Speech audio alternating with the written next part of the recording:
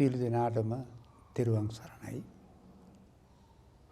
මේ මාසේ ජූනි මාසේ 10 වෙනිදා මෙවර පොසොන් පුර 15 පොහොය දවසේ යෙදලා තියෙනවා. ඒ නිමිත්තෙන් පොසොන් සතියක් ප්‍රකාශයට පත් කරලා තියෙනවා.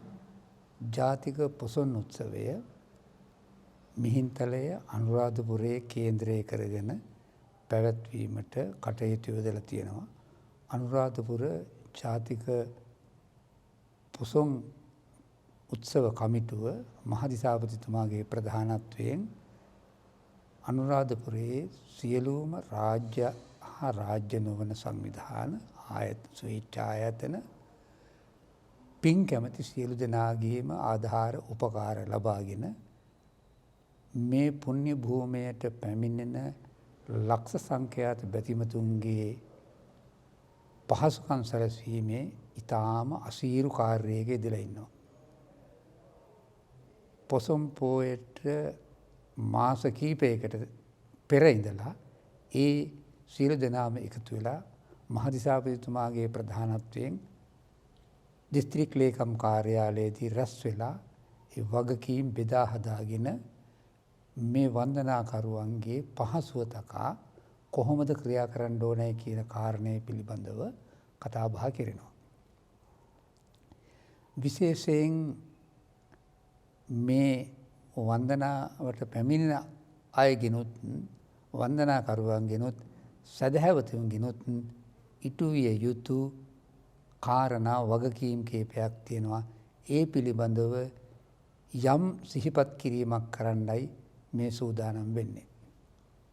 ඔබ මේ පුණ්‍ය භූමියට එන්නේ වන්දනාමාන කරන්න, විශේෂයෙන් අනුබුදු මිහිඳු මහරහතන් වහන්සේගෙන් අප ලැබූ අනූපම දායාදය වූ මේ සද්ධර්මය පරිහරණය කරමින් අපේ නිර්වාණ මාර්ගය සාදා ගැනීමේ අභිලාෂය ඇතුව මේ බුදුන් වැඩිය බුද්ධ ස්පර්ශයෙන් පරම පවිත්‍ර වූ මේ සිද්ධාස්ථාන බැඳ පුදාගෙන ශ්‍රී මහ බෝධීන් වහන්සේ, රුවන්වැලි මහා සෑය වැනි ඊටාම පින් කෙත් වන්දනාමාන කරගෙන අපි අපේ සංසාර ගමන කෙලවර කර ගැනීමේ අපේක්ෂාවෙන් ඉන්නේ. ඒ නිසා මේ පරිසරය, මේ භූමිය අපට වටිනවා. අපේ ක්‍රියාකාරකම් වලින් ඒ භූමිය අපිරිසිදු නොවෙන්න, අපවිත්‍ර නොවෙන්න ඔබ වග බලා ගන්න ඕනේ. ඒ වගේම අපේ පැත්තෙන්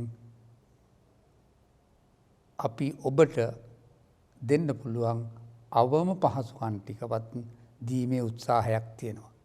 මේ අපි දෙගොල්ලම එකතු වෙලා මේක පින්කමක් හැටියට කරමුයි කියන පණිවිඩය තමයි අපිට මේ වෙලාවේ දෙන්න අපි කල්පනා කරන්නේ. ඒ නිසා ඔබේ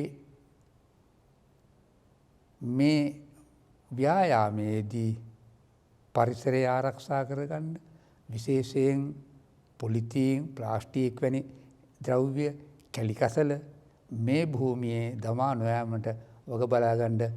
ඒකත් එක පිනක්.